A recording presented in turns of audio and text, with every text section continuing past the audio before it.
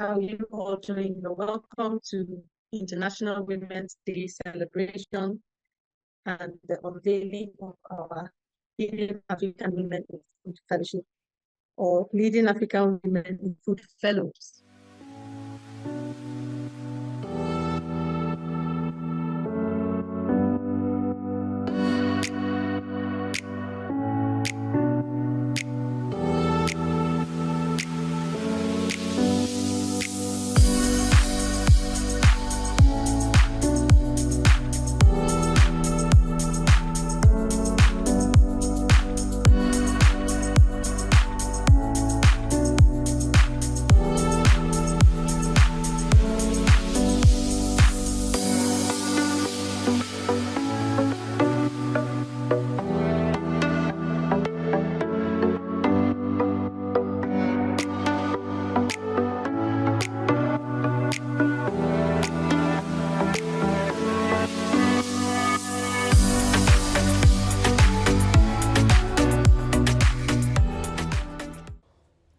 It's a privilege to welcome you all to our virtual celebration of International Women's Day, where we are not only honoring the incredible achievements of women in the agri-food industry, but also unveiling the exceptional fellows for our prestigious Leading African Women in Food Fellowship. My name is Ruth Ebe, Programs Manager of African Food Changemakers, and I will be your host for today.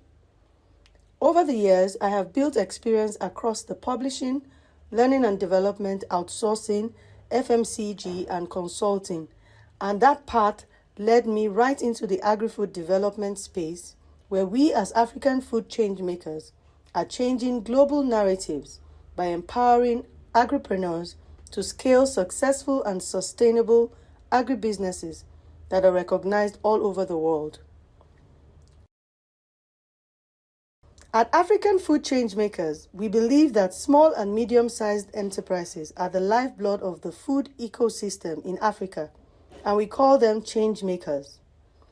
We support these changemakers within our growing community by providing them with data and opportunities, learning and training, as well as visibility and recognition. Through our various programs, we address gaps around climate resilience, trade capacity, and gender equality. The Leading African Women in Food Fellowship is one of such programs. This fellowship was conceived to recognize the resilience, brilliance, and strength that African women bring to the table in shaping the landscape of the agri-food industry. Today, we are taking this moment to uplift the accomplishments of these inspiring women. We extend a heartfelt welcome to our esteemed guests, partners, speakers, and most importantly, the exceptional fellows who are joining the fellowship today. Each of you has a unique story, a powerful vision, and a determination to make a difference. Your dedication and passion for making a significant impact on the agri-food industry have not gone unnoticed. On this note, we would want to express our deepest gratitude to the visionary founder of this fellowship, Ndidi Nwuneli. It is because of her unwavering commitment to empowering and elevating women in the agri-food sector that we stand here today, celebrating achievements, breaking barriers, and creating a space where women can thrive. Ndidi Nwuneli is an expert on social innovation, African agriculture and nutrition, entrepreneurship, and youth development with over 25 years of international development experience.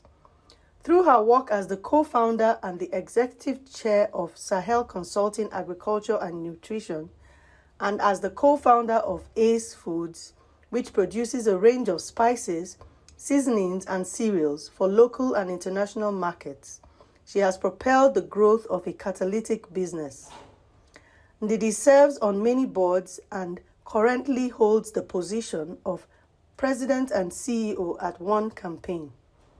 Ndidi is the author of Social Innovation in Africa, a practical guide for scaling impact, and Food Entrepreneurs in Africa, Scaling Resilient Agriculture Businesses, both published by Routledge. She is also the author of Working for God in the Marketplace, It is my honor to invite her to introduce our keynote speaker and unveil our 2024 fellows.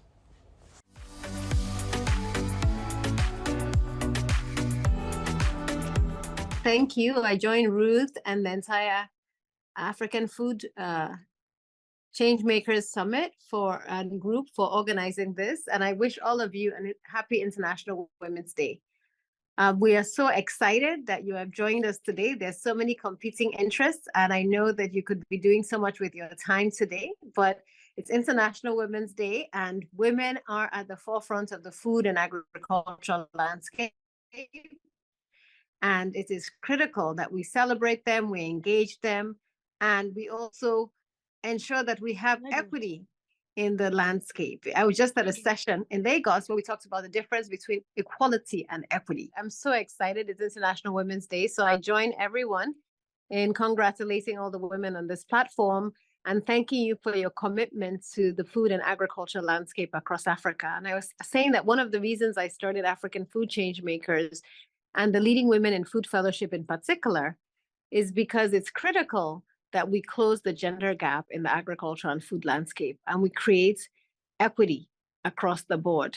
And that unfortunately, statistics show that it's going to take 156 years to close the gender gap in Africa.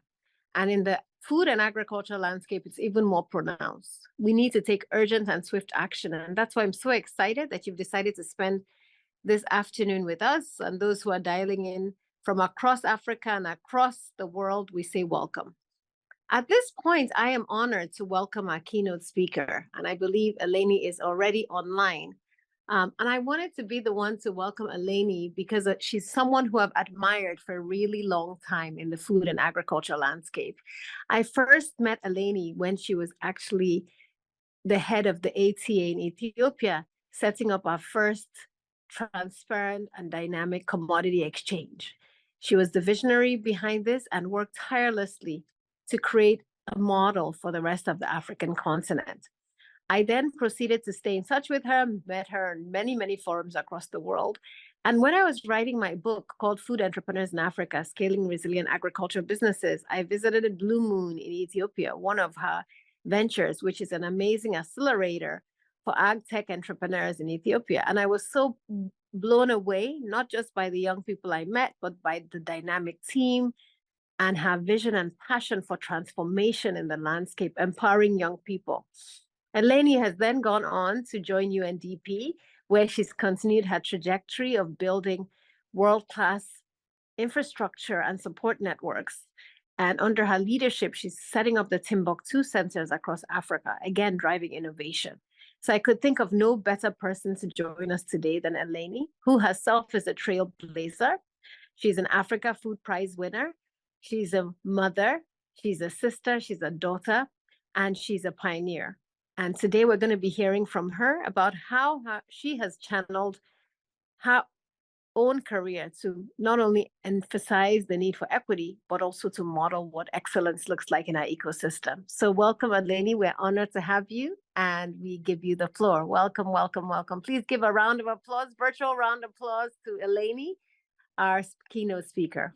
Good afternoon, good morning to those who are here on the western side. I'm actually in Washington, D.C. this morning. I don't know if you can see me. I did switch my camera on. So if the network allows, then I'm happy to keep my camera on.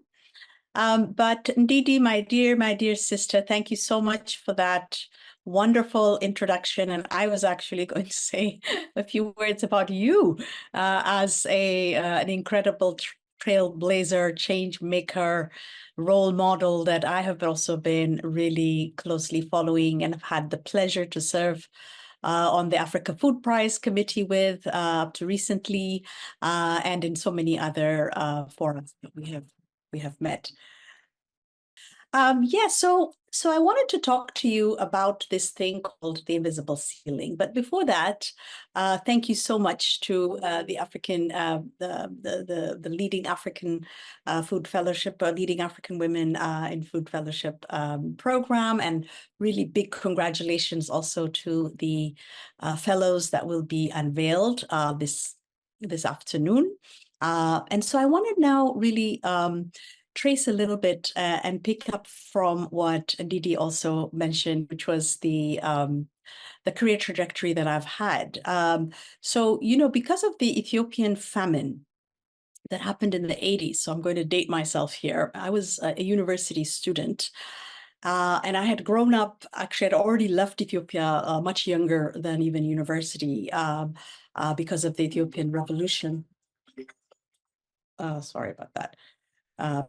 Because of the Ethiopian revolution, I had already left Ethiopia as a child. And so really had this vision of Ethiopia that was imparted onto me from my parents, which was that, Ethiopia is the greatest country in the world. We're wonderful people and so on. So I get to university and the famine happens. And the whole world is, begging for food for Ethiopia. And I remember feeling a sense of shame, a grieving, that as a sort of a young adult, this country that at that point was almost a mythical identity for me. I grew up all over Africa. I grew up in Kenya, Rwanda, Malawi, and Togo after leaving Ethiopia. And so really I'm totally a Pan-African, you could say. But so here I was with this sort of Ethiopian identity that was very important to me. And then just realizing that, that this was now a massive, famine.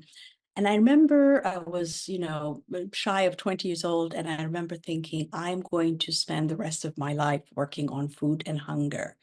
I'm going to do something about this. And so why I mention this is because of the importance of aspiration and the importance of that big heart that our young people have. And this is something I now see in my current career is that boldness and that momentum that young people, that all of us, we can be young at heart, but that vision that plants itself in our hearts.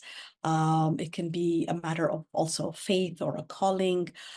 For some of us, where one really feels this is what I'm going to do. I'm going to be that person that is going to do that. And that boldness in our heart is what sort of took me forward to start figuring out what can I do? What can I do as a single person, to make a change?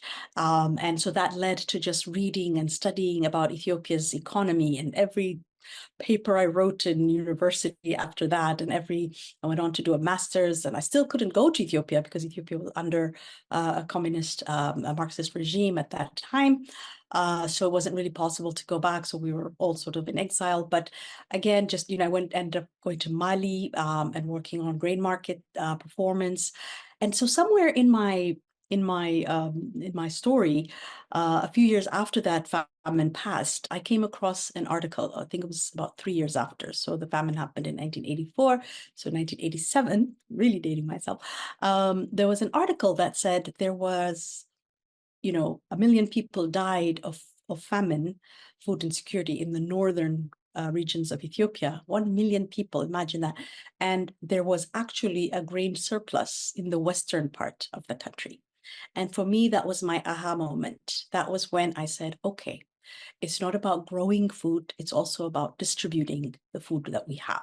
Because if the Western region traders and farmers had any idea that there was, this huge deficit in the north, and if there was a way that they could have accessed those markets in the north, and it's not just about roads, there actually was a road, not a very good one, now there's a much better one, but if it wasn't just about roads, it's about the information, it's about knowing who to sell to, it's about knowing, whether they would be paid on time, all the things that make, a market distribution system work.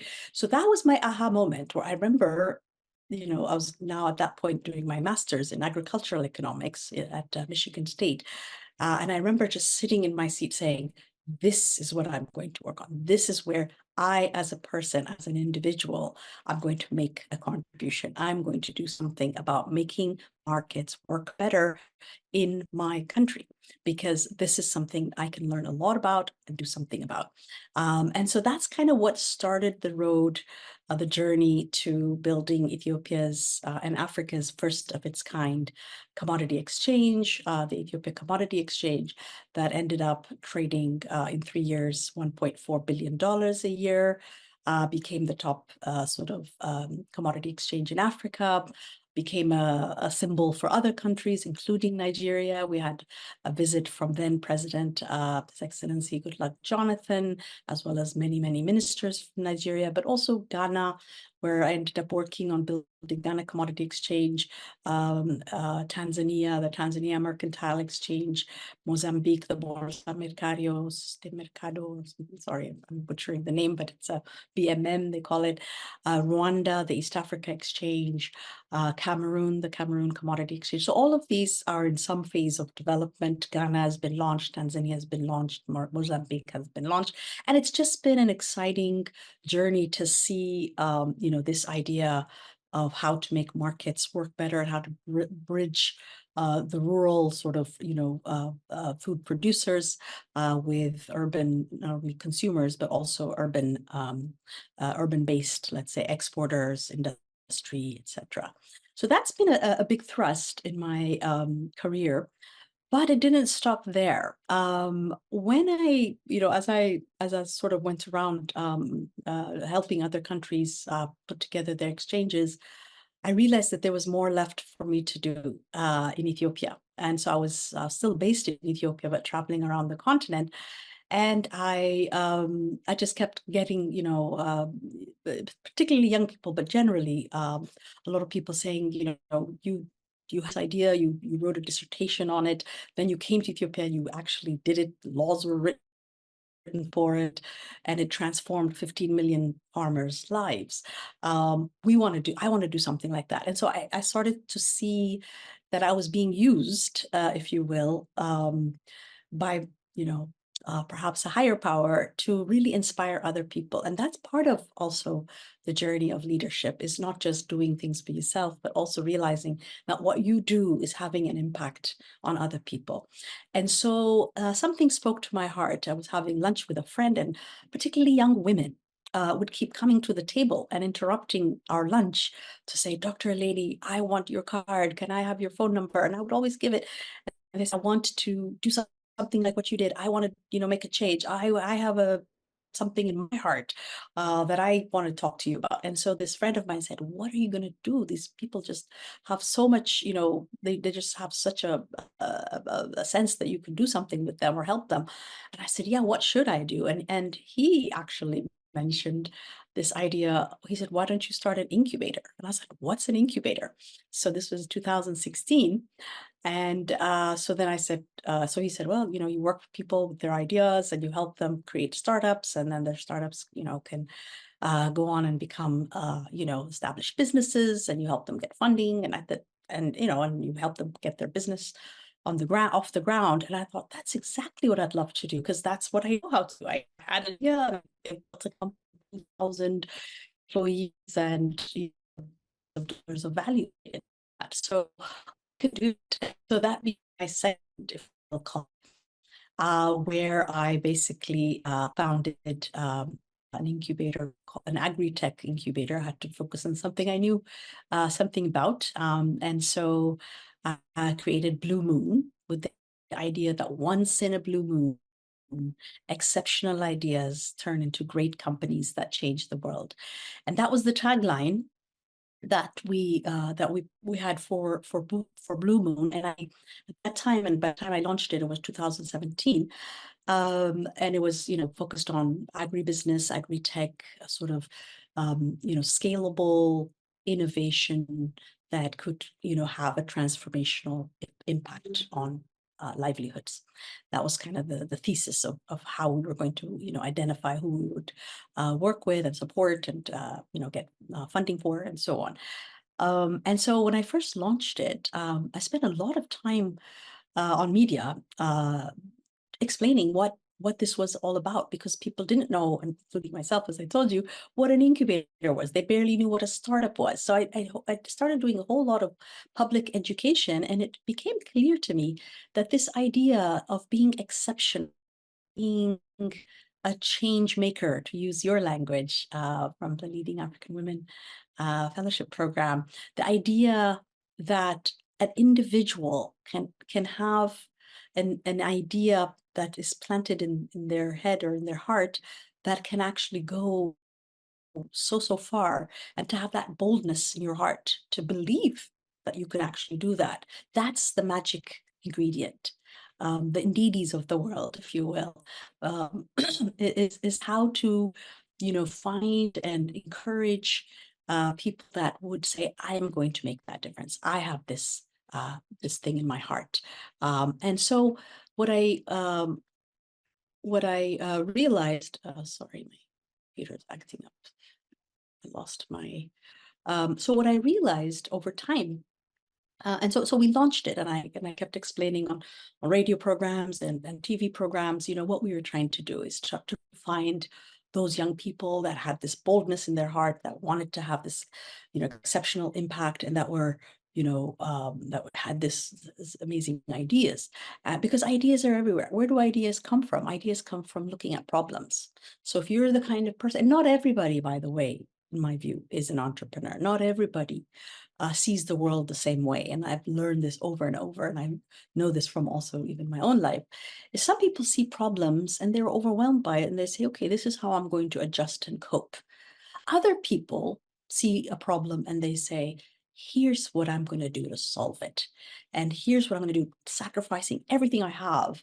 You always hear about, founders of companies that sold their houses, or, mortgaged their houses, or took all their savings or their spouse's savings and put it into this thing that they believed in so much.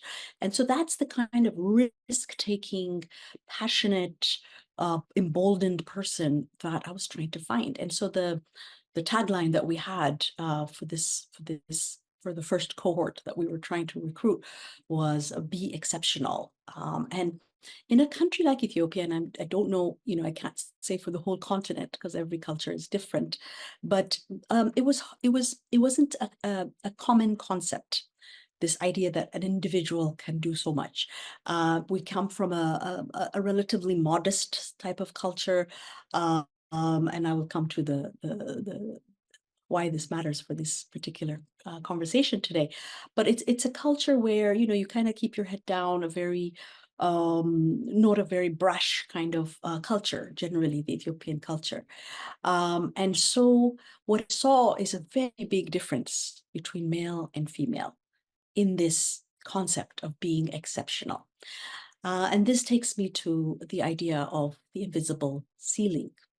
Because when we first started our first cohort, I had a flyer made that said, excuse me, that said, do you have a plan for world domination? That's literally what my poster said. If so, we're the, place for you. Come with your crazy, wild ideas and let's change the world. And even my 16-year-old son, looked at that flyer and said, Mom, that's pretty aggressive, a plan for global domination. Wow, are you really sure people will, respond to that? Well, people did respond. And I said, yes, this is what we need to do. And people did respond to that, but it was 80% male. And so our first cohort, over 80% actually. So our first cohort, we had 16% women.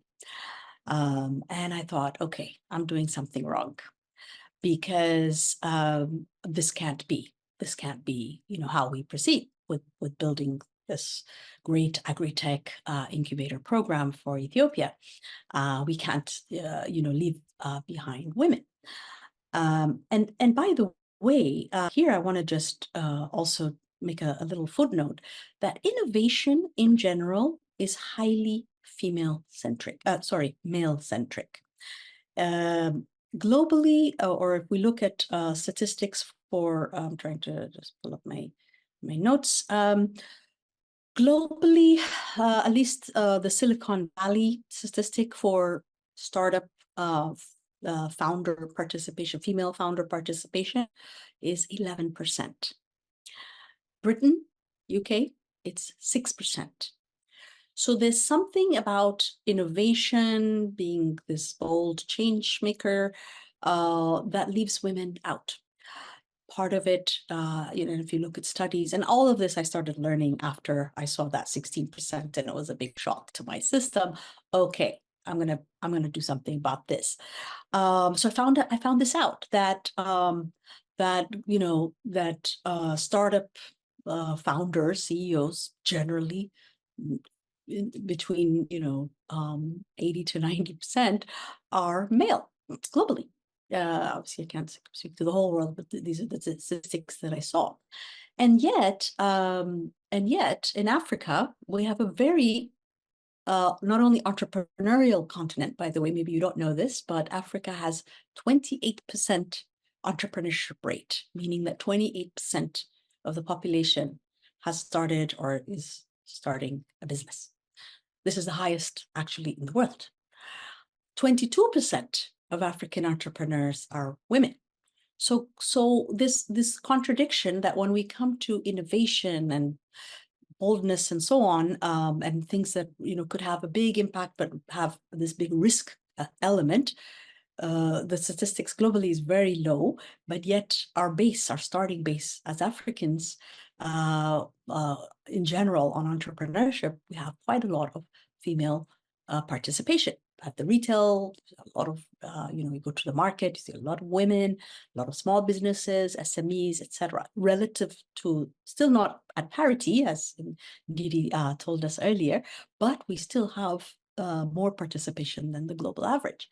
So what was happening with my 16%? So I started talking to a gender expert, saying, you need to help me, we need to think about this. And so she introduced me to the concept of the invisible ceiling, which is something I want to share with you today. The invisible ceiling is something that is actually a concept around where women see themselves. So it's not a glass ceiling, which you have to shatter because you bump up against it as you rise up in management in a corporate setting. It's really about whether you even see yourself as part of this thing. And so this woman that I was, Christy, her name was, that I was working with, was explaining to me how when women don't see themselves in aspirationally in something, they may not even see the call for application. They may not even see that the poster. They might walk right past it. And so we actually started to do an experiment about whether or not, in universities where we had our posters and this infamous poster of global domination, whether or not there were even women that actually noticed it and then said, this is not for me, or just kind of looked at it, glanced at it, and subconsciously thought, this is all about, this innovation, breaking the mold. This is not me. I will do important things, but I'm not that risk-taking change maker. So we started to experiment with changing the language, the imagery, the wording of the poster, the campaigns, the media, the social media campaign, the way that I was explaining what the program was, to make it something that women could see themselves in, and to ensure that they weren't feeling that this didn't apply to them. So it was very humbling for me to realize that that we do have a different culture, and that when a young woman necessarily sees something that seems so aggressive, as my 16-year-old son, hinted to me, they just don't think that it's for them. So when we changed the language and said, do you have a problem you would like to solve? Or do you have, a challenge that you can contribute to? And some ways to put it in a more, I don't want to say softer, but in a more appealing way, in a way that wasn't about aggression, but about, or domination, but about contribution and purpose, and a sense of a calling and a higher order purpose. It was amazing how we started to see response. And so by not the second, but by the third cohort, so it took time, it took about a year for us to adjust that language and to change how we were, portraying the purpose of the whole incubation program, to really see that we got it up to 38%. And that's where it stayed. So that's one of the things I wanted to share with you, is that, really thinking through this idea that to achieve gender parity in this world of innovation, change making, high impact, and I'm not talking about setting up a small shop somewhere, but really about the ideas that change the world, then or change the country or the continent, then we do have to think about the different ways that men and women might come forward and present themselves. So that's one lesson. The other lesson that I learned, which is also relevant for our conversation today, was that after they joined the program, both men and women, I noticed a higher share of attrition, of dropping out by female participants. And, the program was intense. There was a lot of sort of late nights and working on your idea and pitching. But it wasn't the scheduling, because we were pretty flexible and accommodating for people that had families and so on. So we figured that out pretty early, that, obviously we had to have family friendly program approaches and so on.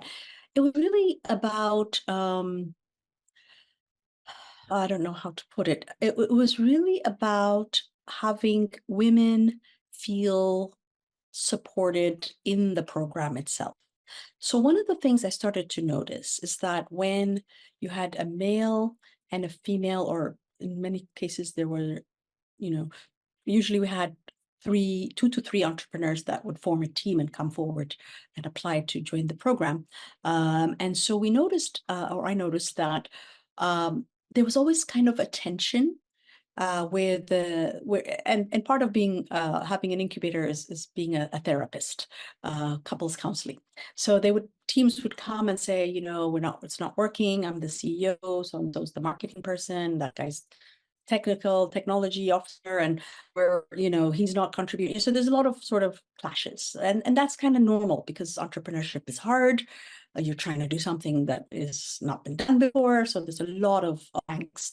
So one thing I noticed consistently is that the women started to get marginalized in their teams, and over time there was this really consistent thing that would happen, which is that the women would just, there would be sort of this complaining that, oh, she's not contributing, or she's not leading, or she's not whatever, and then she would drop out. So I said, no, we can't have that, because we work really hard to get the participation. We're not going to lose disproportionately our female founders. And I'm pretty sure there's some statistics out there about this as well, because startup building is hard. And if you don't have societal support, because society is telling you the opposite, go get a job. Your parents are telling you, go get a job. Society is telling you, you don't have, your status is somehow compromised. You went through university and you're still floundering around with an idea that nobody knows will work. So you're going against the grain. And so what gives you that momentum to keep yourself going is the social support, the sort of the structure that supports you. So I decided to start a Bunna club. Bunna is coffee in Amharic. So the Bunna club was essentially a female founders circle, so that our female founders had a weekly interaction. And I would be, join them, but not always. But we also had other women on our team, and we also brought in mentors and so on. But the idea was that they would support each other, that they would create a natural, a network around what it means to be a woman as a founder, as a person struggling in this context. And there's a lot of doors slamming in your face, and so you need that support. And because there's always a majority of men, and also because society's somehow kinder to men that are trying to do these crazy things, there was more support for men. And so we had to create this support. So again, I saw how that female founders club or circle Bunna Club, just getting together and drinking coffee in Ethiopia, this culture, and when you go to a coffee ceremony, later, but it's almost because when you sit around, you're also talking about and you're showing your vulnerability. And so for these women to have this place that was sort of a space that was safe to discuss all their issues and frustrations, and to encourage each other and to compare notes, just became a really important lifeline to keeping those female founders on track in the program, not quitting, not giving up, not getting discouraged. So that was sort of the second thing I learned. And then the third is the importance of role models. So I think that this was really the three lessons that we learned over the Blue Moon experience of, having sort of a way to break that invisible ceiling, to give women the sense that this was for them, that being a change maker was something that that they could do. So the way we marketed the initiative, as well as the way that once they joined, we created support circle or networks, and also mentorship and role modeling. These were, I think, some of the lessons that I learned. And that I want to share with you as we move forward on encouraging women change makers. More recently, as Ndidi mentioned, I've been at UNDP as the Chief Innovation Officer, building where I founded the $1 billion initiative, bringing catalytic and commercial capital together to build an ecosystem, or to support the African innovation ecosystem, with one of the thrusts being agri-tech. I've recently actually moved on from NDP, but I think and I'm now continuing this journey in different ways. But what I wanted to really share with you is that there's so much to do in this agri-tech space. And since this is an agri-tech forum today, or agri forum, I just want to say that the innovations that will come out from Africa in this space of agriculture and agribusiness and food are tremendous. And Africa's potential to feed the world, and not only to feed the world, but to bring technology to enhance agricultural, climate smart agriculture and so on is just massive. And so I think the challenge is to, as Ndidi said earlier, is to bring innovative women founders into the fold, to encourage them, to support them, to build them up, so that we can achieve the potential that we have ahead of us. So with that, I would like to celebrate today's new cohort that will be unveiled of changemakers, and to assure you that we are all behind you, and that you are welcome to reach out to me at any time. I love sharing and brainstorming with people, especially young women. So please reach out to me at any time, and I salute you and support you. And thank you so much to the organizers for putting this agenda on the forefront today. Happy International Women's Day. Thank you again, Eleni, for your wonderful speech and the 3 takeaways about the importance of effective communication to reach our target audience. And this applies to everyone. The importance of community and support, and the importance of role models. And I think that's one of the reasons we created the Leading Women in Food Fellowship, because so many women are doing amazing things across Africa, but they're often isolated, working in silos, working alone, feeling like they don't have sisters. And I can call on Eleni whenever I need to, but many people don't know each other across Africa. And our first cohort was amazing. We had the 2023 cohort of amazing women. I hope they're on the platform today to welcome the new set of sisters. If you're around, please put it in the chat that you were from 2023 and you benefited. And today I am so proud to unveil the 2024 fellows. And my sisters, you're in for a treat. Not only are we going to be learning together, growing together, challenging each other, mentoring, support, but also increasing your visibility, getting you on those global platforms, putting your names out there, equipping you with the support you need.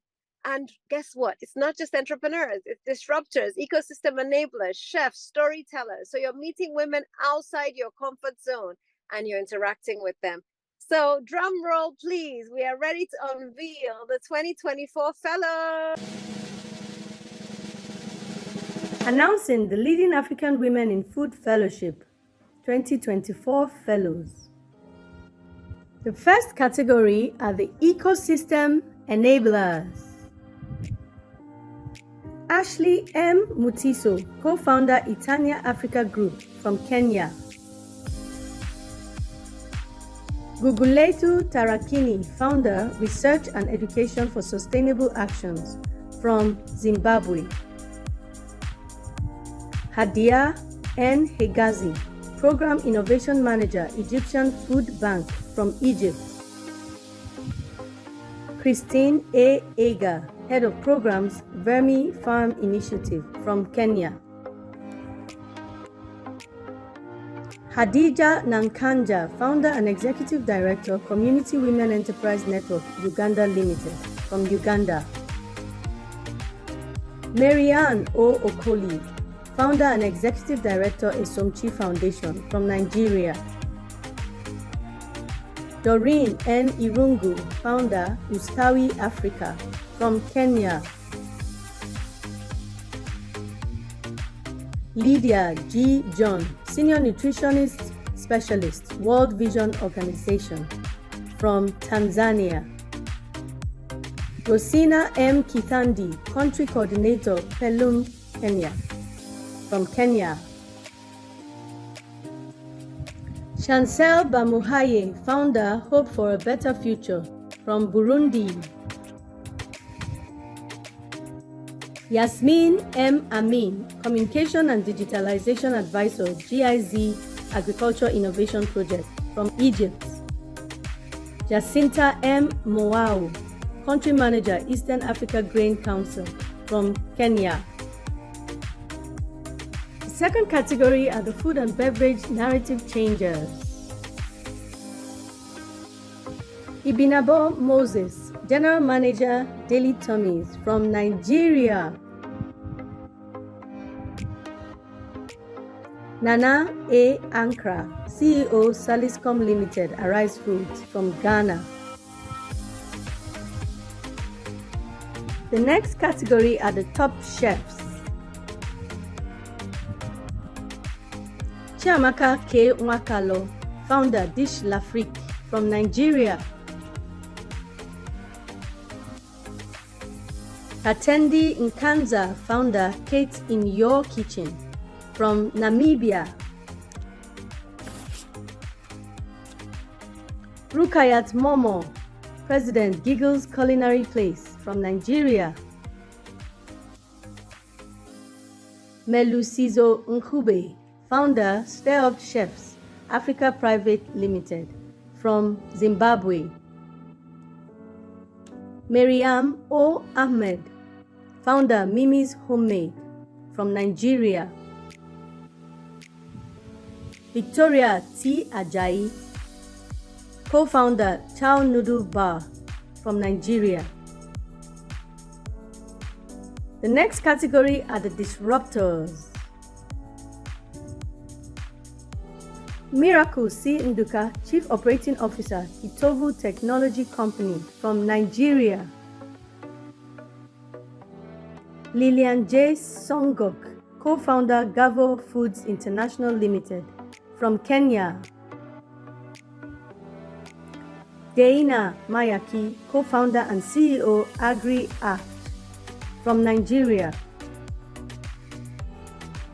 The next category are the trailblazers. Adane M. Uche, Founder, Addis Agro Processing Limited, from Nigeria. Wezi S. Mzumara, Founder, Kwanza Cocoa, from Malawi. Nneka E. Oboy, Founder, Mash Baby Food, from Nigeria. Ozioma A. Onworthy, Founder, Eden Whole Foods, from Nigeria. Fatuma G. Mangina, Co-founder, Healthy Seaweed Company Limited, from Tanzania. Etimbuk J. Imuk, founder, Eti Farms Global Limited, from Nigeria. Victoria Mamza, CEO, Wangarao Ventures International, from Nigeria. Aisha A. Sulaiman, founder, Royal Pearls Resources Limited, from Nigeria. Let's give it up for the leading African Women in Food Fellowship 2024 cohort. Such a wonderful, powerful, powerful group. Congratulations. So proud of you all. Well done. But I just want to say from the bottom of my heart, I am so proud and so pleased of these group of ecosystem enablers, tough chefs, our disruptors, our entrepreneurs. I am so proud of you ladies, and I know that we're going to take Africa by storm, creating the next Elenis, and many of you are going to go on to be Africa Food Prize winners, etc. So let me have my colleagues celebrate you all. Congratulations to all our fellows for the 2024 Leading African Women in Food Fellowship. We thank you all for staying with us as we announce all our fellows. So we're going to be going into our presentation. Remember that today is the celebration of International Women's Day. This year, the theme for International Women's Day is inspiring inclusion. So we have two speakers that are going to be sharing some insights about how to inspire inclusion. So we're going to be taking two presentations where our speakers are going to be discussing about prioritizing gender responsive innovations to address the needs and constraints of female entrepreneurs. And so our first speaker for the first session is Dr. Maureen Miruka, Senior Director of Programs, Quality and Partnerships, CARE International. So Dr. Maureen Miruka is she's a gender and food systems specialist and a Senior Director of Program Quality and Partnerships at CARE USA. She's a renowned expert in gender equality, women's empowerment in agriculture and food systems. Maureen has led initiatives promoting women's rights and empowerment. Maureen also is the lead author of CARE's Farmer Field and Business School, Gender Transformative Approach, and has received recognition for her contributions to women's empowerment in agriculture. He holds a PhD in development studies. Let's put our hands together for our Maureen Miruka. Yeah, thank you, Ruth, for that introduction, Elani and Ndidi, for the keynote speech and the warm welcome. And congratulations to all fellows and happy International Women's Day to all the women on this call and to all the women around us. I can see a gentleman on video, and to all the women in your life. And so, as Ruth has said, I'm going to share a bit about prioritizing gender-responsive innovation to address the needs and constraints of women entrepreneurs. And I'm hoping that by the time I'm done, I will have convinced you to move from gender-responsive to gender transformative. I have quite a bit of text on my slides, but the intention is that when I hand them over, they will be used. So don't feel like you have to go through all of the text. I will share the presentation when I am done. So I have a very brief outline on why gender equality and why inclusion matters. It will focus mostly on gender equality, the constraints that women entrepreneurs face, what they need, and I want to share how that comes to bear in an organization as CARE, where I work, and which is a leader on gender equality and women's empowerment around the world. And so we are all aware about the context that has been the last 3 or so years, both globally and regional, as well as, country focus on the significant climate change events that we have had, in this part of Africa. We've also seen drought, like 5 or 6 missed seasons because of drought. At some time, we had locust damage and all that. And then, of course, there's been all the market alterations with the occasioned by the Ukraine war, and generally a high, cost of living. And so I was really glad to see FAO last year produced the status of women in agri-food systems around the world. And this report tells us a lot about the potential that we, about the challenges and the potential that we have. At this point, I think I also need to say that I'm part of a group together with FAO, AWAD, the CG Gender Platform, that are looking at ensuring that we produce the status of women in agri-food systems in Africa, such that we have evidence and solutions that work for Africa. So it's upcoming in 2024. I know you guys will be attending the AGRF, and look out for it there. The intention is to launch it there if we are successful, to have completed it before then. So this report gives us some statistics around the fact that we still have a lot of gender gaps, but closing the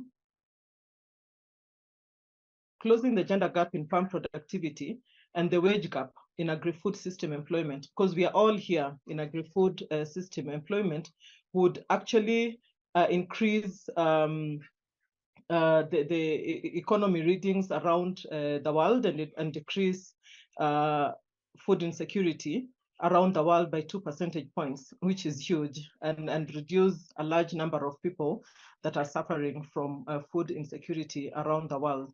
And this, for me, I see is a great opportunity for women entrepreneurs, women in agri-food systems in general, to lead transformation of food systems in ways that are inclusive and gender responsive. But I'd like to add right there that the burden should not be on women, but we really have to lead, because we are more than victims of circumstances. We are also leaders, and that we have to play a key role in food systems transformation. That's what that means. This report goes further to say a few good things happened, but very few. That the digital gender gap narrowed in the last, between 2017 and 2021. So it's really good when we are looking at innovations and inclusion, to recognize that that gap, decreased, and it is something that we should be taking advantage of. It also tells us that more women benefit from employment in the agriculture sector than men. And so this means that during COVID and everything we have seen in the last few years, more women lost their jobs. And this gap was huge, 22% of women compared to 2% of men, of course, given all our other, the triple role that we have to undertake. And all of this, again, is really reinforced by the fact that the policy environment is not very conducive. And so we do have lots and lots of policies looking at gender right now. Every organization will, tend to have this. But then you will find that all these frameworks and blueprints only have policy goals. Only 19% of them had policy goals related, to gender. Sadly, the report also found that gender-based discrimination in social institutions varies, by region and by country, but is still unacceptably high globally. Now here, that was 2023, so I can safely say even here in 2024. And yet, this report and a few others, I have some other, sources here, that we know from everything that we have said previously here on this call, and also the data is there to show that increasing women's empowerment has an overall, impact on entire agricultural production, on food security, on diets, and on child nutrition. We also know what mobile phone extension systems can do, and so it's a good thing to see that the digital gender gap has reduced, because this can lead to adoption of recommended technologies and practices and improve crop yields. Again, digital services. I think some of us have been exposed to digital services such as Hello Tractor and others that through phones like farmers do on Uber Tractor. They've also been seen to increase costs significantly for small-scale producers. But specifically about that, I will also talk about an initiative that we did with with Hello Tractor in Ghana, that ensured that women could also get priority with regards to getting tractors before only men had that priority. And then there's been lots and lots of conversations on care, on childcare and caregiving, and the unpaid care burden of women. Yesterday, I was speaking at the Global Food 50-50, and there's a whole report I'll ask you to look out for that looks at what it means to have care in our workplaces and even at home, what it means for women to access that care. But then the challenges that we have over there, the specific challenges that women entrepreneurs face, again, I am sure that you know about these and you have all the data, so I don't need to go into that, but I would look at them in 5 key categories in terms of unequal access to productive, access and control actually to productive resources, with regards to knowledge and information. With regards to finance, there was a survey undertaken by NEPAD that shows that 80% of women and youth across Africa indicated that they cannot access finance, and that is serious for entrepreneurship. Farmers and entrepreneurs lack access to formal markets, and even when they go to formal markets, these are taken up by men. They lack access to market information, and the infrastructure in markets does not allow women to go with their children to work. There is no decent gendered toilets and all of that. And then with regards to technology, we lack solutions that are gender inclusive, and in some cases, the ability to use them. I saw in a report that mentorship and formal networks is something that women desire a lot, more than men. They're more reliant on, informal networks, and it would be important, to have this. And then there's all these contextual barriers that I think I started to, speak about. Sociocultural norms. Everything we do is governed by norms of either where we were born or where we grew up. Societies and countries where we've been and lived and tried to do business, and the fact that women, I was startled to see this, women themselves have accepted their insubordination, such that between 38 and 42% of men and women believe that men are better managers. So when we do our businesses, when women are trying to come up with their journeys, they're going to be deselected because traditionally people believe, that men are better managers, and those are some of the difficult norms that need to shift. And that is why I was saying we're going to try and go from responsive to transformative, and I'll show you why. There's the other data on access to finance with regards to how banks, collect gender disaggregated data, because they need that, to be able to use it, as well as the fact that the, policies, land laws, in some cases, land is still a collateral, and women cannot access, loans because of that, for business. And then in the national agricultural investment plans, gender budgeting has not, been taken into consideration. So we can ask ourselves here, and I'm really convinced that we know the answers on what women entrepreneurs need. the thing is, how do we shift, the gender dynamics and the norms amongst all these other issues as policy and finance? But before we begin to ask, what do women entrepreneurs need? We have to be looking at what are the attributes of different segments of women entrepreneurs. So I really like that when we look at the breakdown we've had here on the three levels of entrepreneurs, that we have, they're in different, categories, and their needs can be met, in that sense. And what are the gendered challenges, that they experience, and how do those challenges differ by type and size of business segment? So when we're doing our needs assessment of what we need, we should be looking at differentiating in this way, because again, interventions are not a one size fits all, or entrepreneurs are not homogeneous. And that is where inclusion comes in. So then we ask ourselves, what types of support do women need to overcome these challenges? Yeah, when we find out where they need it, then where will they go to access these solutions? And even when they go there, what solutions are actually available? So we can go into in-depth, maybe later on what it means to do a needs assessment, and then go further to address those.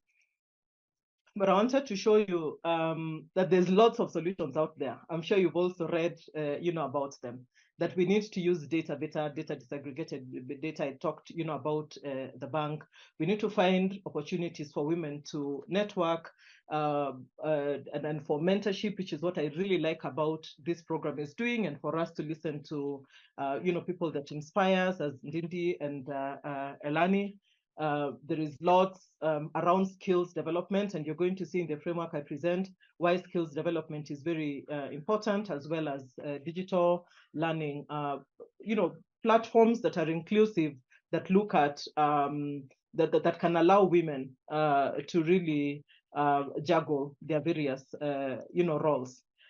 Using social media, I think African Changemakers has also, done that good enough, as well as other, forums as the AGRF, to get women entrepreneurs to inspire and be inspired by others, so that people can move into larger business, segments. Gender lens financing is catching up. Last week, I saw that UN Women was here doing something called gender bonds, so that we can get, investors, creating financing that is very specific. So look out for some of those opportunities. It's very, very innovative. Actually, it was the first time I was hearing about gender bonds. We need policies that are inclusive at the workplace, childcare facilities. We need policies actually that can look at the amount of GBV that happens on the internet. I come from Kenya, and I'm just about to shut down Twitter for how much toxic masculinity, is there, about how women are targeted, women's business are targeted. We do need policies that guide that. And then as well, we need to continually convince and build a business case for the private sector on why it's important to engage women. We all have organizations, come from organizations, and are building organizations. We have to work on organizations and culture that support gender and equality and social inclusion. And so in our programming, we need to have enough tools, approaches for youth and gender integration, and mainstream them. And again, mainstream them and tailor them towards entrepreneurship. We need to define targets, metrics, and approaches for measuring gender and social norm change, because it's often missed, especially social norm change. And we need to continually generate new evidence for thought leadership and policy development on why gender responsive innovation is necessary for women entrepreneurs. Organizationally, we have seen that many organizations now have been required and actually do have diversity, equality, and inclusion policies. But yesterday I mentioned I was on the global 50-50, global food 50-50 panel. And one of the things that report is saying, 3 out of 4 organizations have those policies, but they are not implementing them. So it's one thing to have them, and it's another to implement them. So we still have the figure of number of men on boards has not changed from 2021. So how are we going to have women in leadership and in decision-making, structures? I am very proud to say again that at CARE, we have implemented this. If you go on our website, you will see our board composition. And in that board composition, you will see that we have how many, like 63%. We have more men than women. In our overall leadership, global leadership team, we have 11 women and 7 men. And it has been decided that at a certain level, we have to have more than 50% women, and we have put these targets, and they're publicly. We have to make public, commitments. So for anyone wanting to run a strong gender equality and social inclusion centered organization, those are some of the commitments that we have to make. And that is why I'm talking about institutional accountability and leading by example. Then, of course, we want a culture that rewards and enables diversity and inclusion. And Jesse, for every place where we work, especially women, there's so many cases of sexual exploitation and abuse, so many things. And then everyone in an organization needs to have that value. I was on a call one time, with a consultant, and this person made a racist remark towards me. Before I recovered, 2 hours later from what this person had told me, our CEO was already contacting me because it had been reported by someone else who was on the call, meaning that everybody, has to, hold that. And then we be accountable by doing gender audits and budgeting, be accountable on doing a minimum of gender responsive programming. Why minimum? I'm going to come to that right now. And then ensure that we do not leave ourselves and others worse than we found them with regards to gender equality and social inclusion. So speaking about the gender marker, and this is going to be my last slide, the gender marker is something that we use for accountability, internal accountability, to ensure that our programs are actually not causing any harm. So to my side, it's on the left, on the red, that program we are completely, not ignoring. That is a key for us, that we have a do no harm principle. We cannot be neutral and we cannot be sensitive. Unfortunately, many programs and interventions are around being sensitive. And here, we are aiming at being responsive, which is really good because we are looking at challenging inequitable gender norms and responding to the different needs and constraints of different individuals based on their gender and sexuality, and opening spaces, safe spaces for discussion and challenging this. But we can only be transformative if all these policies we have talked about can actually change those norms. When you go to run a survey again, and women tell you, no, I do not believe that men are better leaders than women. That means that perception has changed and the policies have changed. We are going to see more women entrepreneurs on top running their businesses, and that it is going to be, the norm. And that then governments, organizations, and everyone has to willingly put those resources in and institutionalized. Sorry, I said this is my last slide, but quickly I was going to say, it wasn't. So when we have a framework, this is called a gender continuum, but this comes out of having very solid frameworks. If you're running an organization, have a framework, and not necessarily CARES. I'm using this as an example.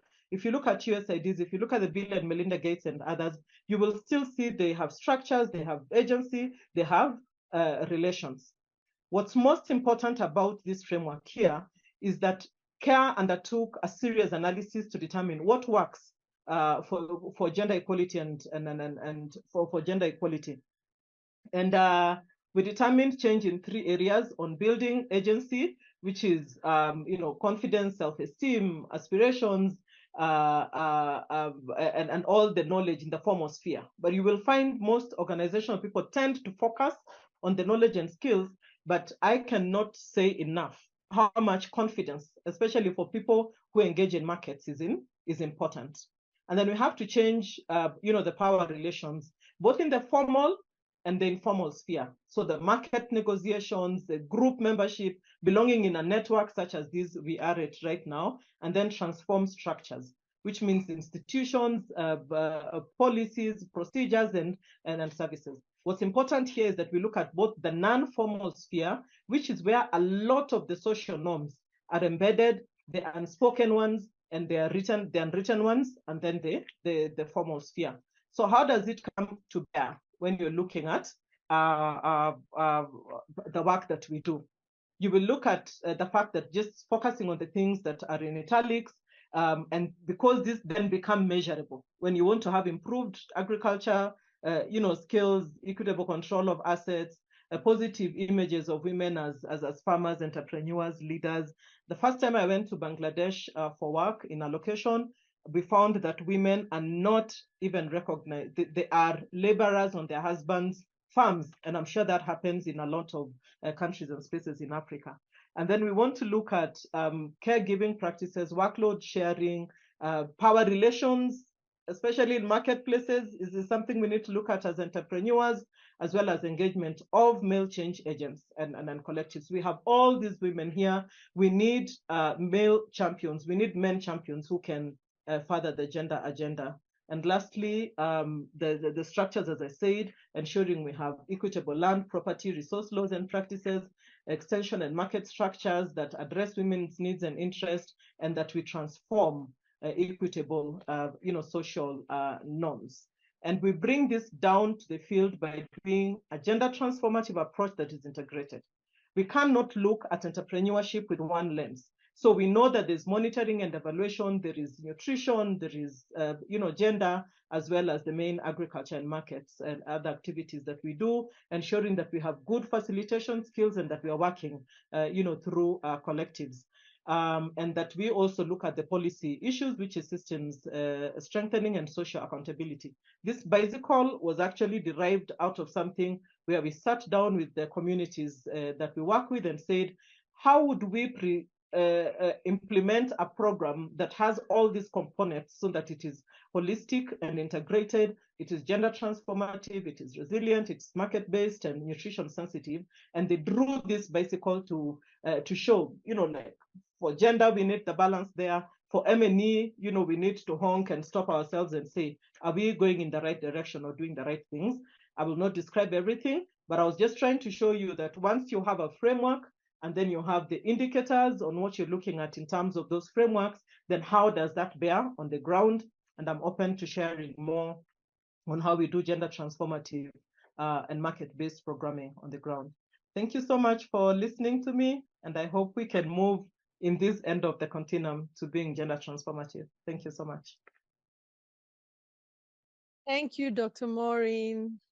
Thank you for such an insightful session. Everyone in the chat section, I was looking at the responses. Everybody was so engaged, clapping, saying very educative. Miriam Nura says very educative. Thank you very much. Very, very insightful. What I noticed, one of the key takeaways is that we need to move from responsive to transformative. So for us it's not just for us to know about what's going on, but I'll just give responses, but to begin to change things. And one of the things that can help us to innovate is to think outside the box, think about how we can set up the agencies, the relations, and the structures to bring about the changes that we need in the gender space, especially in the agri-food sector. Thank you very much, Dr. Maureen. We appreciate you completely at African Food Changemakers. We truly, truly appreciate you.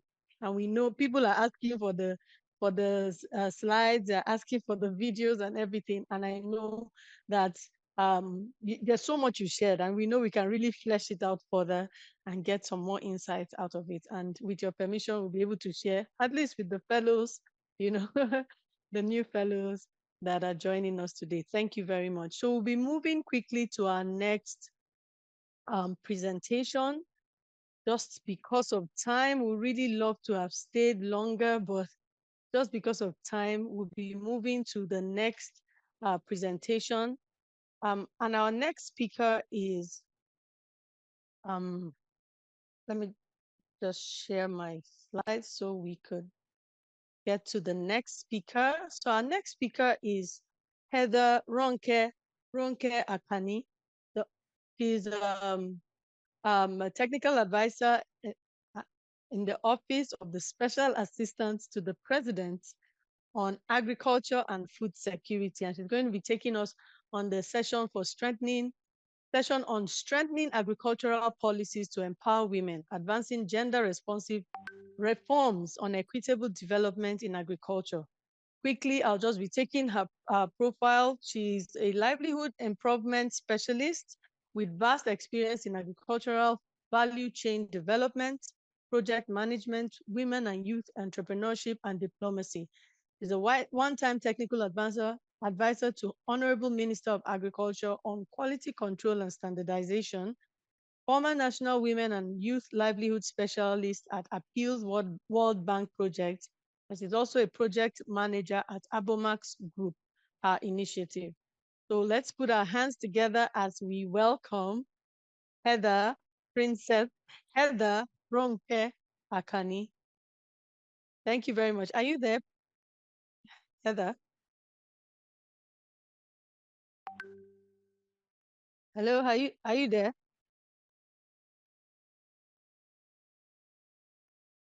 Hello, I'm here. Can you hear me? Oh, yes, we can hear you. Thank you. Okay, thank you. Thank you so very much, Egbe, for the introduction. And before I start the presentation, can you please permit me to really appreciate our founder, our friend and sister, and then also the keynote speaker for that thought-provoking presentation. We really appreciate this. And on this note, I would like to congratulate all the fellows and the beautiful women on the platform for the celebration of International Women's Day. Yes, so Dr. Eleni, I really do enjoy Injera in Ethiopia and Ibuna, and I really love that. The concept that you shared with us, we actually had a similar thing here, which I called my farm and swag.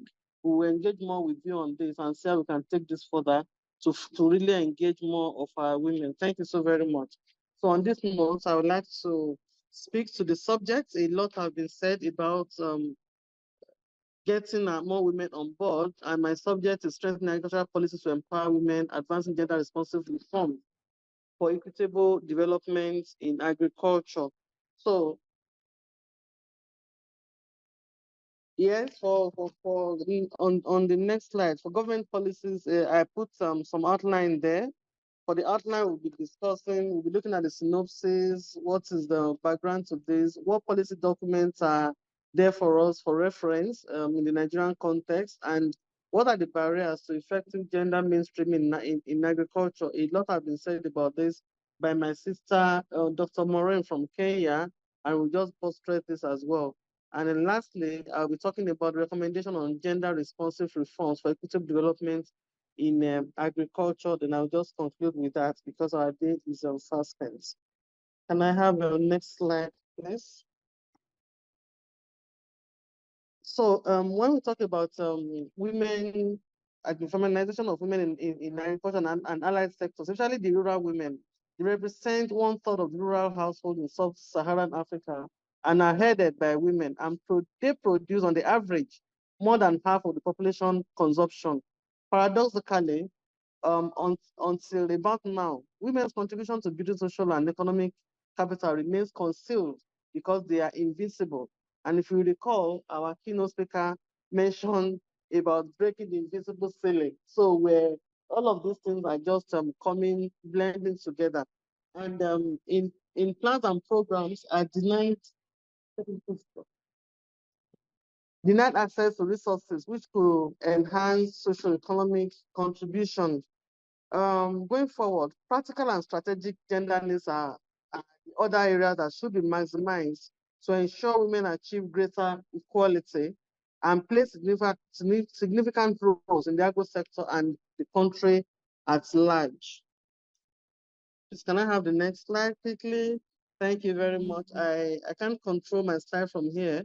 That is why Egbe is helping me with that. So we talk about a number of policy documents that government is using to drive this course. And I will not, all the reference policy documents I mentioned there, we can take our time to get them and digest them and see what exactly each policy is talking about when it comes to gender inclusion, women inclusion, and ensure that that we close the gender gap in agriculture. One of such policy documents is the National Agricultural Technology and Innovation Policy, called NATI, which was launched in 2022 and valid until 2027. We also have the National Gender Policy on Agriculture, and this spoke extensively to the role of women in agriculture, addressing different types of the gender terminologies and how best all of this can be applied. We also have the National Gender Action Plan, which also speaks to the same thing to ensure that the gap is closed in that sector. Of course, there's also a policy document on inclusion of persons living with disability, addressing gender-based violence and ensuring that our persons with special needs are actually actively involved in driving the economy of the country. Of course, we are very conversant with the fact that most of our donor agencies and development partners in agri-projects in Nigeria are bent on ensuring that we have upper hands for women in inclusion, such as the special agro-processing industrial zones, which are co-funded by three institutions, that is the Islamic Development Bank, the African Development Bank, and IFAD. And each of these financiers are emphasizing the need to have, if not 50% inclusion of women, but a higher percentage of women inclusion in the project delivery. We also have the Nigeria for Women project saying the same thing, and the programs by Bills and Melinda Gates Foundation and a number of them across board. Next slide, please. So what are the barriers to effective gender mainstreaming? The earlier speakers have actually talked about this, and the number of barriers that we need to actually close to ensure that women are actively involved, women are given the opportunity, and we could at least have a gender equal world that is free of stereotype, bias, and discrimination. How we define gender mainstreaming is there. We don't want to take us through all that. But on our fingertips, a number of cultural barriers that have been mentioned includes cultural norms. A speaker mentioned that poverty, marginalization, illiteracy, gender-based violence, and especially women limited access to adaptable agricultural technology. From my experience in the field, trying to integrate women into agriculture, we observed a lot of this that we really need to close the gaps and ensure that we move it forward to ensure that women are actually actively taking the lead. Can we have next slide, please? Thank you. So before I conclude, we have some recommendations that we're making on gender responsive reforms for equitable development in agriculture. One of them is the ability to align our policies. Yes, government make policies, but these policies are maximally implemented in the states, at least in the context of Nigeria. The federal government design policies, but then they are mostly applied in the states at grassroots where the agricultural practices actually happen. So there's need to actually align this policy and make sure that it applies to making the states apply it, and of course supporting the cause of women as we get this done. Then another recommendation is building inherent strength of women and men to mutually learn. A speaker mentioned the fact that sometimes the women are not allowed, and women, they just have some kind of challenges for them to learn. But so we have to be deliberate. We have to be deliberate and be strategic in ensuring that equal playing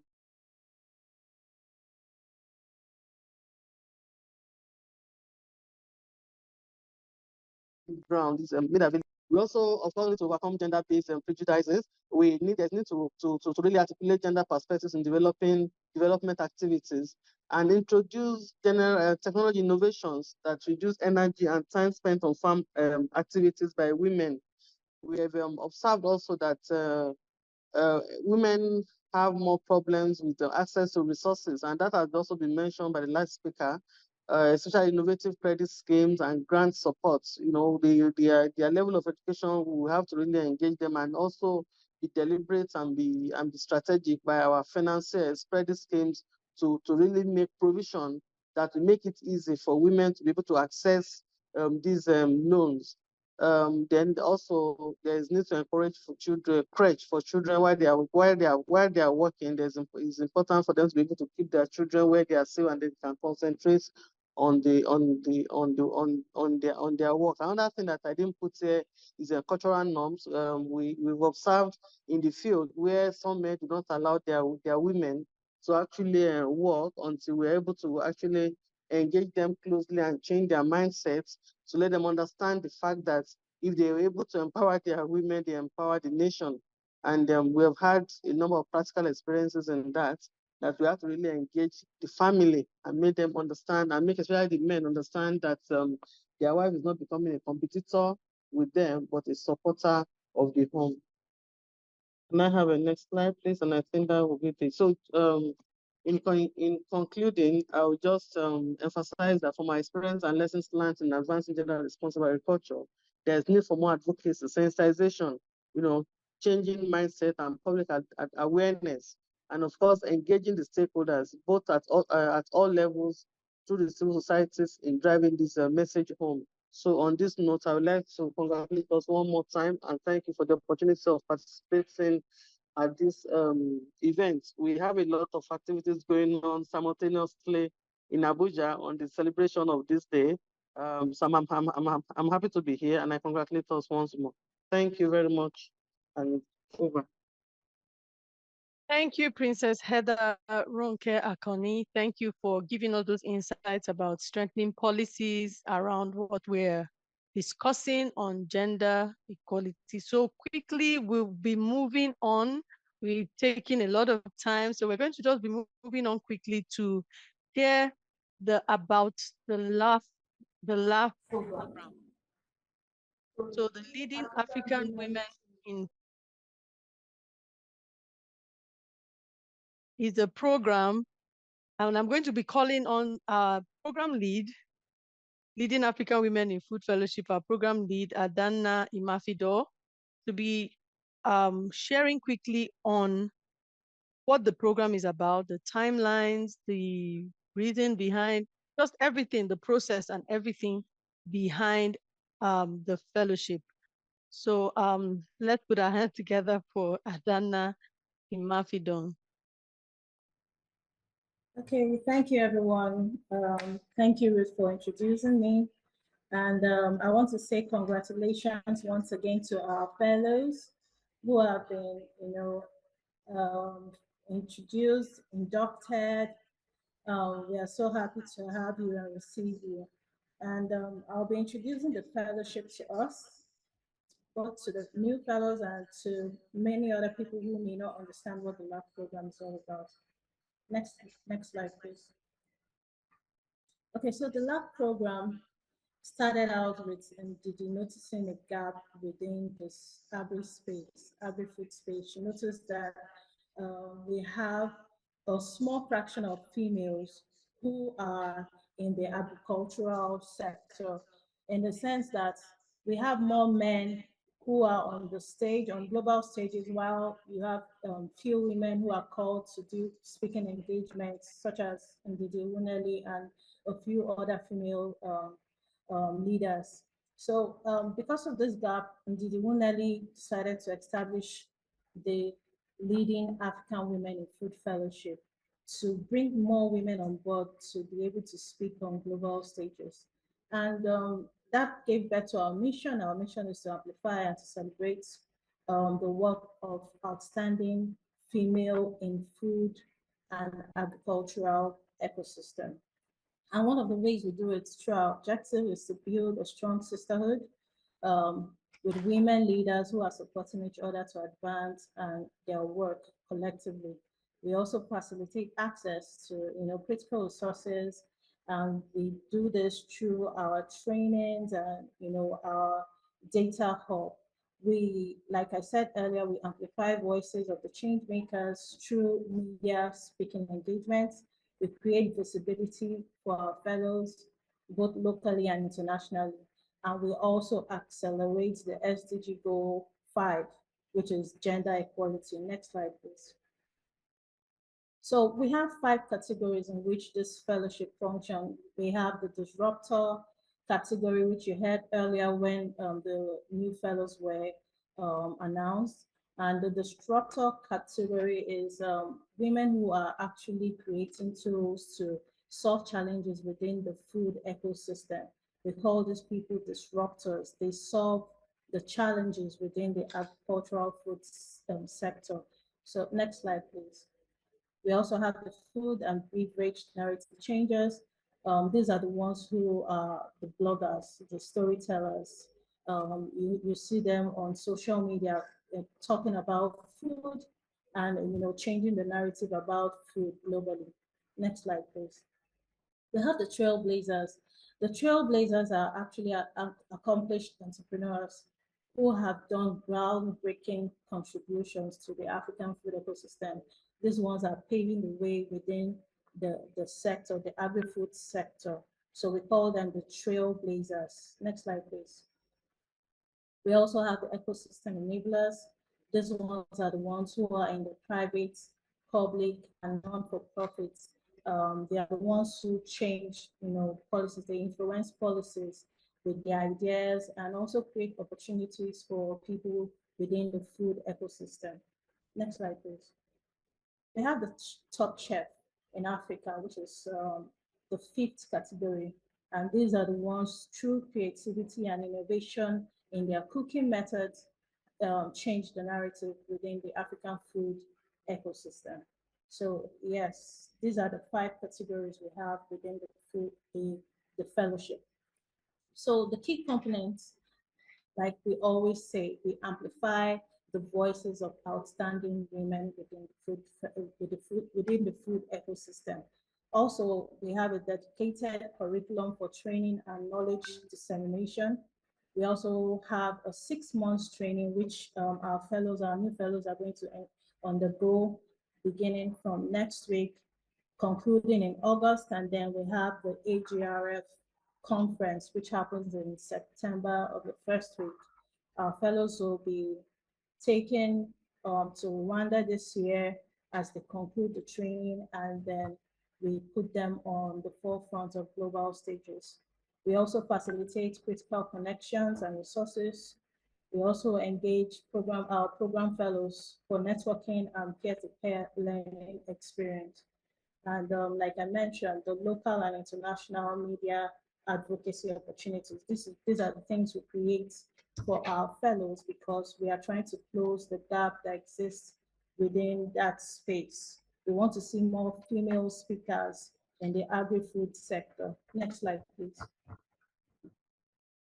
So this is the curriculum for the LAWFF program. The LAWFF program was designed to enhance the skills of our fellows in the light of the speaking engagement. It's an art to speak, so we tailor-made these programs to suit that angle where the speaking skills are enhanced. And one of the curriculum program is the personal goal setting. We also have the power and influence. We also have value and integrity. We also have communication and visibility. And last but not the least, leaving a legacy. After speaking, do you want to leave a legacy? Yeah, so we'll show you how to. Yeah, the program timelines, we called for nominations in January, and also we had 639 nominations coming. We also had a call for application, and we had 106 people apply, and 52 candidates were qualified for the next stage. After that stage, we put the 52 participants on a screening exercise where we had judges who scored these participants, ranked them, and came up with a final list. And these are renowned judges in their own rights, in their own field. They screened the candidate, each candidate, to be able to bring up the final list we have today. And so if you went through that process and you came out successful as announced today, you're standing among the equals. So yes, today was the virtual, we're concluding the virtual announcement, which we had earlier. And yes, we begin our trainings next week for the new fellows. Our graduation, like I mentioned earlier, starts in September when the AGR conference takes place from the 3rd to the 6th of September 2024. Next slide, please. Yeah, so based on these criteria, we screened each nomination and application. We looked for women who were between the ages of 25 to 40, who had businesses that spanned from 3 years and above, working in an agri-food sector. We also looked for women who had demonstrated impact. We also ensured that these women had their businesses within an African country and they also resided in an African country. Yes, so next slide, please. I've mentioned the other. Thank you. And I hope if you have further questions, we'll be willing to take those questions based on what has been said, both from the speakers and also the introduction of the LAWFF program. Thank you. Ruth, take over. Thank you very much for that overview of the Leading African Women in Food Fellowship. So for what this program is set to do is to elevate your impact, elevate your visibility so that more people can hear, more people can benefit, and most of all, more women can be inspired to get into this space and begin to do great things in the agri-food sector. You know, this program was done with African Food Changemakers in collaboration with Sahel Consulting. And so right now I'll be calling on associate partner in Sahel Consulting, Aisha Hadija. I don't know if you're still there. I am. Thank you for staying on to the end to give your closing charge or closing remarks for us. If you are there, Aisha, please do us the honor of a closing remark. Aisha Hadija was one of the fellows for last year, 2023, the first set of fellows for this program, and it will really be an honor to have her give us this closing charge. So Aisha, if you're there, please. I am, and thank you very much. Yes, thank you very much, Ruth, and good afternoon to everyone that has stayed with us so far, and happy International Women's Day. As you have heard from Ruth, this is a double special day for me. It's International Women's Day, and we are also launching the second cohort of the Leading African Women in Food Fellows, of which I was part of the first cohort. So on behalf of the 2023 cohort and my fellow fellows, I would like to sincerely congratulate the 2024 set. You are in for an experience, and I would like to borrow some of the words from our keynote speaker: be bold, have that audacity to actually be part of the solution. And this is a true sisterhood when you actually immerse yourself in the experience. So I wish you nothing but the best. And your 2023 fellows are here. If you need any engagement, we are here for you. Thank you very much, and God bless you all. Thank you, Aisha. That was amazing. And I'm sure they're feeling more confident because they have backing. Thank you very much for that charge. Thank you very much, everyone who joined us. It was an exciting and amazing 2